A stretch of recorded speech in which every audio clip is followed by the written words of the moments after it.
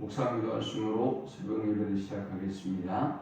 하나님 감사합니다. 간밤에도 주님의 품에 우리를 편히 쉬게 하시고 새날을 주셔서 예배케 하심을 감사합니다.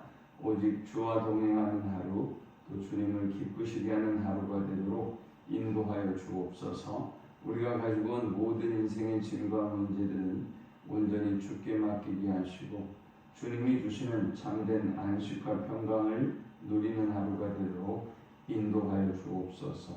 오늘도 주의 백성들이 오가는 모든 발걸음을 목자 되신 하나님께서 세밀하게 지키시고 인도하시며 보호하여 주옵소서. 예수님의 이름으로 기도합니다. 아멘. 찬송 279장 드리겠습니다. 인내하신 구세 주여 내가 비오니 죄인오라 하실 때에 날 부르소서.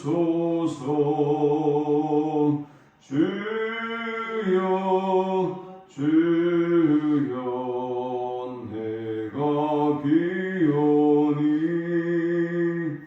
죄인오라 하실 때에 날 부르소서.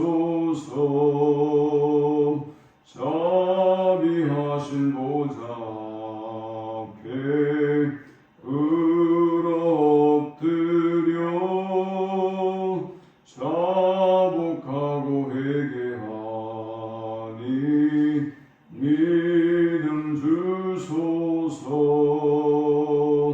주여 주여 내가 비오니 죄인오라 하실 때에 날 부르소서.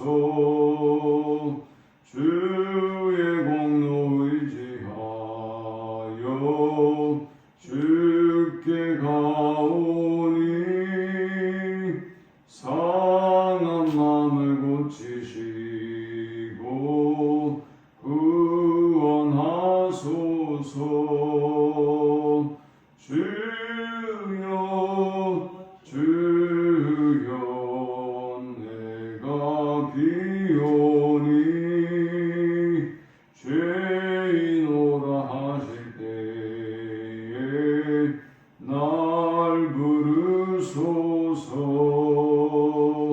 만복 근원 우리 주여 위로하소서. 우리 주와 같으시니 어디 있을까. 주여 주여 내가 비오니 죄인오라 하실 때에 날 부르소서. 아멘. 오늘 이 시간에 주시는 살아계신 하나님의 말씀은 신약성경 누가복음 5장 27절에서 39절의 말씀입니다. 그 후에 예수께서 나가사 레위라 하는 세리가 세관에 앉아있는 것을 보시고 나를 따르라 하시니 그가 모든 것을 버리고 일어나 따르니라. 레위가 예수를 위하여 자기 집에서 큰 잔치를 하니 세리와 다른 사람이 많이 함께 앉아있는지라. 바리새인과 그들의 서기관들이 그 제자들을 비방하여 이르되 너희가 어찌하여 세리와 죄인과 함께 먹고 마시느냐. 예수께서 대답하여 이르시되 건강한 자에 대한 의사가 쓸데없고 병든 자에게라 쓸데있나니 내가 의인을 부르러 온 것이 아니요 죄인을 불러 회개시키러 왔노라. 그들이 예수께 말하되 요한의 제자는 자주 금식하며 기도하고 바리새인의 제자들도 또한 그러하되 당신의 제자들은 먹고 마시나이다. 예수께서 그들에게 이르시되 혼인집 손님들이 신랑과 함께 있을 때에 너희가 그 손님으로 금식하게 할 수 있느냐. 그러나 그날에 이르러 그들이 신랑을 빼앗기니 그날에는 금식할 것입니다. 또 비유하여 이르되 새 옷에서 한 조각을 찢어 낡은 옷에 붙이는 자가 없나니 만일 그렇게 하면 새 옷을 찢을 뿐이요 또 새 옷에서 찢은 조각이 낡은 것에 어울리지 아니하리라. 새 포도주를 낡은 가죽 부대에 넣는 자가 없나니 만일 그렇게 하면 새 포도주가 부대를 터뜨려 포도주가 쏟아지고 부대도 못 쓰게 되리라. 새 포도주는 새 부대에 넣어야 할 것이니라. 묵은 포도주를 마시고 새 것을 원하는 자가 없나니 이는 묵은 것이 좋다 함이니라. 아멘. 만일 예수님이 경건한 자들과 함께 하시고 또 경건한 자들과 더불어 그가 복음을 전하셨다면 어땠을까요? 예수님이 가는 곳마다 이렇게 논쟁이 벌어지고 시비가 일어나고 논란거리가 되고 할 필요는 없었을 것입니다. 우리가 생각하는 것보다 예수님이 걸어가셨던 길, 또 그가 사역하셨던 그 현장마다 많은 어려움이 있었고 또 충돌이 있어야만 했습니다. 오늘 본문은 예수님이 제자 마태를 부르는 이야기입니다. 오늘 레위라고 소개되는 이 사람이 마태입니다. 그의 직업은 세리였습니다. 당시의 세리는 유대인들로부터 굉장히 미움을 받았던 그런 직업을 가진 사람들입니다. 세리가 왜 그토록 미움을 받았느냐? 이들은 일단 이 세리가 되기 위해서 많은 돈을 써야만 했습니다. 이들은 많은 돈을 써서 세리가 된 만큼 또 많은 세금을 걷어들여야만 했겠지요. 그래서 그들은 유대인들에게 많은 세금을 부과했고 유대인들에게 아픔을 안겨주었고 또 그로 말미암아 폭리를 취하는 그런 사람들이었습니다. 그뿐만이 아닙니다. 이들은 로마를 위하여 봉사하고 있는 사람들이기 때문에 그들은 이방인들을 위해서 사는 사람들이고 또 이방인과 접촉하는 사람들이기 때문에 당연히 유대인들로부터는 미움을 받을 수밖에 없는 사람들이었던 것입니다. 그런데 한나라 주님이 세관에 앉아있는 이 레위를 향해서 나를 따르라 라고 부르셨고 그리고 레위는 모든 것을 버려두고 주님을 따랐습니다. 그리고 예수님을 위해서 자기 집에서 큰 잔치를 베풀었습니다. 자, 이제 오늘 우리는 이 본문을 통해서 세 가지 영적 교훈을 묵상하고 함께 은혜를 나누려고 합니다. 이 본문이 주는 첫 번째 영적 교훈은 예수님은 죄인을 부르시고 형제로 삼아주셨다라는 것입니다. 많은 사람들이 신앙생활을 시작하면서 배우고 내가 알고 깨달아가고 이러면 영적으로 성장한다고 생각합니다. 그러면서 정작 그들이 해야 할 일을 하지 않아요. 정작 우리가 해야 할 일은 배우고 깨닫고 하는 일이 아니라 하나님을 우리의 삶의 주인으로 모셔드리고 또 우리의 삶의 중심으로 모셔드리는 일입니다. 이것이 신앙의 출발이에요. 이것이 바로 거듭남입니다. 마태가 예수님을 따랐을 때나 제자들이 배와 그물을 버려두고 주님을 따랐을 때의 모든 과정을 보면 이들은 주님을 자신의 삶의 중심에 모시고 그리고 자신의 모든 것을 부인하고 주님을 따르는 것을 보게 됩니다. 현대인들의 신앙생활의 모습을 보면 전혀 예수님이 주인으로 보이지 않아요. 또 예수님을 중심에 모시고 따르지 않습니다. 내 시간의 주인, 내 물질의 주인, 내 삶의 주인이 주님이라는 고백이 없는 한 우리는 우리 자신이 아무리 경건하고 의로운 삶을 살아도 예수님과 무관한 자임을 기억해야 합니다. 29절에 레위가 예수를 위하여 자기 집에서 큰 잔치를 했다라고 있습니다. 여기 잔치를 하고 같이 이 잔치에서 예수님이 먹고 마셨다라고 한다는 것은 무엇을 의미하는가 하면 예수님이 형제로 인정해 주셨다라는 걸 의미하는 것입니다. 이것은 굉장한 일입니다.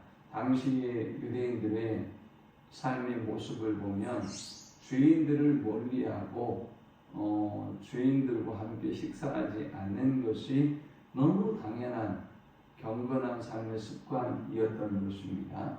그런데 예수님은 이런 죄인들과 함께 식사하시고 그들을 인격적으로 대하시고 또 그들을 한 형제로 인정해 주셨습니다. 오늘 우리가 기억해야 할 사실은 예수님은 저와 여러분 같은 죄인들을 부르시고 그리고 하나님의 자녀 삼아 주시고 그리고 형제로 인정해 주신 분이라는 사실을 우리는 기억해야 합니다. 두 번째 우리가 이 본문을 통해서 얻을 수 있는 영적 교훈은 예수님은 의인을 부르러 온 것이 아니라 죄인을 불러 구원하기 위해 오셨다라는 것입니다. 단지 예수님이 이 죄인들과 함께 식사하는 모습을 보면서 바리새인과 서기관들은 흥분합니다. 37절에 바리새인들과 그들의 서기관들이 그 제자들을 비방하여 이르되 너희가 어찌하여 세리와 죄인과 함께 먹고 마시느냐? 이 문제가 심각한 문제가 아니었다면 바리새인과 서기관들이 예수님과 그의 제자들에게 시비하지 않았겠죠. 이 죄인들과 함께 식사하고 세리와 함께 식사하는 것이 말이죠. 그런데 이 문제가 그 시대에 그토록 심각한 문제였기 때문에 예수님의 사역의 초기에 이 마태의 집에서 식사하는 것이 이토록 큰 문제거리가 되었습니다. 그런데 주님은 그들에게 말씀하셨습니다. 31절에 예수께서 대답하여 이르시되 건강한 자에게는 의사가 쓸데없고 병든 자에게 쓸데에 있나니 내가 의인을 부르러 온 것이 아니요 죄인을 불러 회개시키러 왔노라 했습니다. 바리새인과 서기관들처럼 자신이 건강하다고 믿는 사람들, 자신이 의인이라고 믿는 사람들은 의사가 필요 없습니다. 그러나 자신이 연약하고 자신이 아픈 데가 있으며 자신이 죄인이라는 사실을 깨닫고 예수님께 나오는 사람은 회개하게 되고 구원에 이르게 되는 것입니다. 32절에 의인이라는 단어가 등장하고 죄인이라는 단어가 등장하고 회개라는 단어가 등장해요. 이 단어들의 조화를 보면 죄인은 회개하기가 쉬워요. 그러나 의인은 회개하기가 어렵겠죠. 왜죠? 의인은 스스로 의롭다고 여기기 때문에 그래요. 그런데 사실 모든 인간은 의사가 필요하죠. 모든 인간은 아픈 것이 있어요. 그러니 의사의 도움이 필요할 수밖에 없는 것이죠. 단지 모르는 것뿐이죠. 내가 어디가 아픈지를 모르는 것뿐이고 인정하지 않는 것뿐이에요. 또 모든 사람은 죄인이죠. 모든 사람은 죄인인데 바리새인과 서기관들처럼 조금 경건하게 산다고 생각하는 사람들은 자신의 죄인됨을 몰라요. 자신의 죄인됨을 모르기 때문에 예수님께 회개할 것이 없는 것입니다.